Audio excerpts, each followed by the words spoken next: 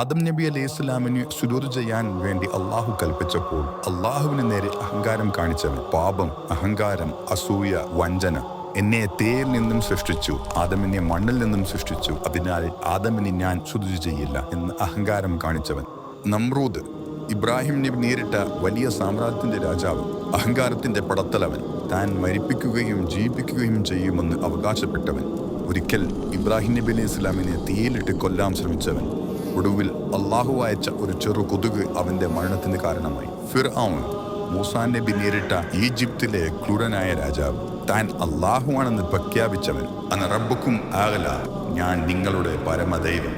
ഈജിപ്തിലെ കുട്ടികളെ കൂട്ടക്കൊല ചെയ്തും പലസ്തീനിയിൽ നിന്നുള്ള ബനു ഇസ്രായേൽ ജനതയെ അടിമകളാക്കിയും മൂസാ നബിയെ കൊല്ലാനും ശ്രമിച്ചവൻ, അള്ളാഹു അവസാനം അവനെ കടലിൽ മുക്കി നശിപ്പിച്ചു കളഞ്ഞു. അബ്രഹാം, അബാബീൽ പക്ഷികളാൽ ആക്രമിക്കപ്പെട്ട രാജാവ്, യമനിലെ ക്രിസ്ത്യൻ സൈനിക ഭരണാധികാരി, ഒരിക്കൽ കഅബയെ നശിപ്പിക്കാനായി ആനകളുടെ സൈന്യം കൊണ്ട് മക്കയിലേക്ക് പോയവൻ, അള്ളാഹുവിന്റെ വീടിനെ നശിപ്പിക്കാൻ ശ്രമിച്ചപ്പോൾ അബാബീൽ പക്ഷികൾ ചെറിയ കല്ലുകൾ മഴ പെയ്യിപ്പിച്ച് അവന്റെ സൈന്യത്തെ നശിപ്പിച്ചു കളഞ്ഞു.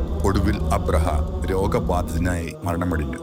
അബൂജഹൽ, മക്കയിലെ കാഫിറുകളുടെ നേതാവ്, പ്രവാചകൻ മുഹമ്മദ് മുസ്തഫ സല്ലല്ലാഹു അലൈഹി വസല്ലമയുടെ കാലത്ത് ഇസ്ലാമിലെ ഏറ്റവും വലിയ എതിരാളി, സത്യം അറിഞ്ഞിട്ടും അഹങ്കാരത്തോടെ നിരസിച്ചവൻ, മക്കാ മുസ്ലിങ്ങളെ പീഡിപ്പിച്ചവൻ, ബിലാലിനെ പീഡിപ്പിച്ചവൻ, അവസാനം ബദ്ർ യുദ്ധത്തിൽ കൊല്ലപ്പെട്ടു.